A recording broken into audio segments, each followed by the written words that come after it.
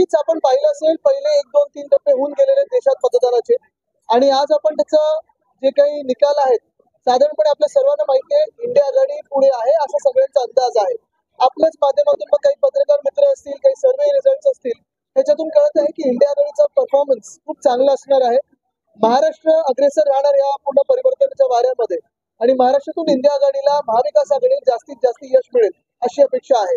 तसंच लडाख असेल बिहार असेल राजस्थान असेल उत्तर प्रदेश असेल इथे देखील इंडिया आघाडीला चांगली मतं मिळतील आणि सीट्स मिळतील अशी अपेक्षा आहे. खासदारांना आज भेटायला आलो आणि जनतेचे आशीर्वाद घ्यायला आलेलो आहे. कारण एक महत्वाचं आपण पाहिलं असेल आधी पण आम्ही इथे अनेकदा आलेलो आहोत. मागच्या महिन्यात मला वाटतं निवडणूक सुरू होण्याच्या आधी 6च्या 6 मतदारसंघांमध्ये आमच्या कार्यकर्त्यांच्या बैठकी होत्या मेळावे होते आणि जणू काही सभा असतील असंच त्याला रूप होतं. ठाकरे हा पक्ष विरुद्ध गद्दार गँग घाबरट गँग अशी आहे आणि मी कधी जर तरवर जात नाही. आमचा विषय एवढाच आहे आम्ही महत्वाचे विषय जे घेऊन बोलत आहोत बेरोजगारी असेल महागाई असेल 10 वर्षापूर्वी असेल 5 वर्षापूर्वी असेल भाजपसोबत जाऊन फसलो होतो. आम्हाला वाटलं होतं अच्छे दिन येतील देशात काहीतरी चांगलं होईल पण आज आपण पाहतोय हे जे महत्वाचे विषय होते महागाई असेल बेरोजगारी असेल महिलांवर वाढता अत्याचार असेल शेतकरी आत्महत्या असेल याच्यावर भाजप आज चकार शब्द काढत नाही. आज मटन मांस मच्छी आणि कोणी काय घालावं आणि कोणी कसं वागावं ह्याच्यावर सगळं चाललेलं आहे. 10 वर्षाच्या बहुमताच्या सरकारनंतर कोणाकोणी हे गोष्ट अपेक्षित असते काय काम केलं ते तर दाखवा. बघा जे महाराष्ट्र हिताचे असतील कुठच्याही भाषा बोलणारे असतील कुठच्याही धर्माचे असतील कुठच्याही जातीचे असतील ज्यांना संविधानाचं रक्षण करायचे ज्यांना लोकशाहीचं रक्षण करायचे ते महाविकास आघाडीसाठी मतदान करतात. महाराष्ट्र आठवलं आणि महाराष्ट्रातलं राजकारण आठवलं. पियुष गोयल साहेब गेले 10 वर्ष केंद्रीय मंत्रिमंडळात मंत्री आहेत. मला तुम्ही एकदा कुठचा तरी असा इन्सिडेंट सांगा एकदा अशी गोष्ट सांगा ज्यांनी कधी त्यांनी महाराष्ट्र हिताची गोष्ट केली. त्यांच्याकडे अर्थ खातं होतं कॉमर्सचं खातं होतं रेल्वेचं खातं होतं. आज आपण पाहतोय मागच्या महिन्यात रेल्वे स्टेशनची नावं बदलली पण परिस्थिती बदललेली नाहीये. मुख्य गोष्ट हीच आहे कांजूरमार्गचा जो सॉल्ट पॅनचा त्यांनी घोळ घातला नंतर आपण पाहिलं असेल आत्ताच्या काळात देखील गेल्या 10 वर्षांमध्ये आणि आता पण महाराष्ट्र हिताचं कधी बोलले नाहीत आणि आज त्यांच्याच मतदारसंघात अशी परिस्थिती आहे. त्यांना विचारतात लोक अहो तुम्ही दुसरीकडे राहणारे कधी उत्तर मुंबईत आलात तरी का आणि तुम्ही मुंबईत कधी राहता. दिल्लीत राहणारे आपण लोक हवेत फिरणारे आपण लोक आज आपण लोकल मधून प्रवास करत आहात पण मुंबईच्या हिताचं कधी बोललात ते तर सांगा मला. आपल्याला आठवत असेल कोविडच्या काळात देखील आम्ही 23 मार्चला त्यांना सांगत होतो मायग्रंट लेबरसाठी मजदुरांसाठी तुम्ही रेल्वे सुरू करा. तेव्हा ते जनता कर्फ्यूच्या नादात त्यांनी केलं नाही आणि मग 1 मेला जेव्हा सुरू केलं आपण महाराष्ट्राचे हाल पाहिले तेव्हा जे काही शक्ती महाशक्ती त्यांच्या सोबत आहे मागे आहे आणि जो पक्ष गेले 10 वर्ष देशावर राज्य करतोय त्यांनी ह्या सगळ्या गोष्टींवर बोलावं आणि अशा खोट्या भूलतापा माराव्यात की जी कामं केलीत ती बोलावं.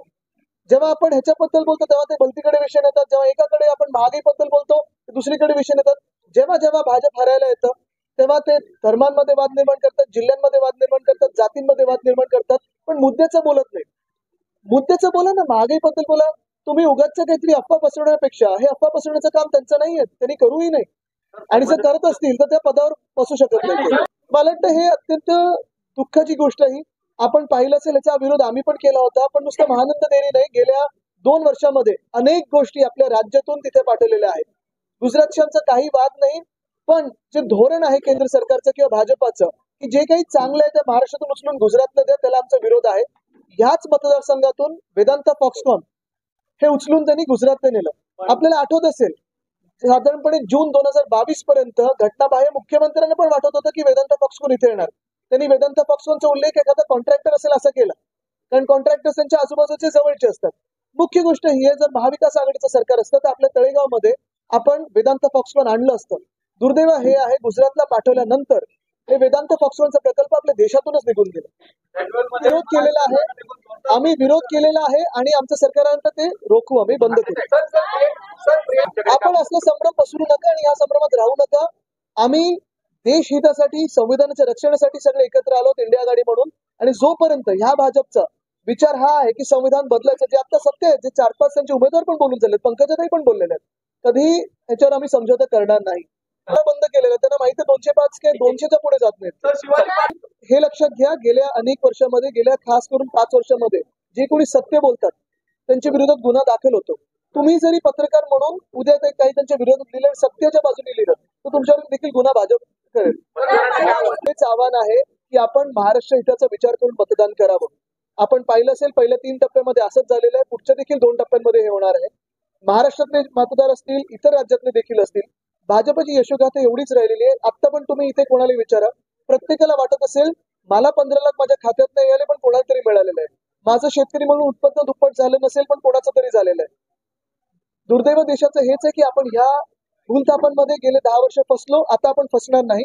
महाराष्ट्राने हा विचार करावा की गेले 2-2.5 वर्षामध्ये जे भाजपाने घाणेरडं राजकारण केलेलं आहे, अगदी खालच्या पातळीचं राजकारण केलेलं आहे, मग 2 पक्ष फोडणं असेल, एक परिवार फोडणं असेल, जे काही अस्थिरता निर्माण केलेली आहे, हे सगळं करून सगळे उद्योग जेव्हा गुजरातला पाठवले, भाजपला आपल्या डोक्यावर बसून आपण काय नक्की मिळवलं आणि गद्दारांना आपल्या डोक्यावर बसून आपण काय नक्की मिळवलं, मतदानाच्या दिवशी हा विचार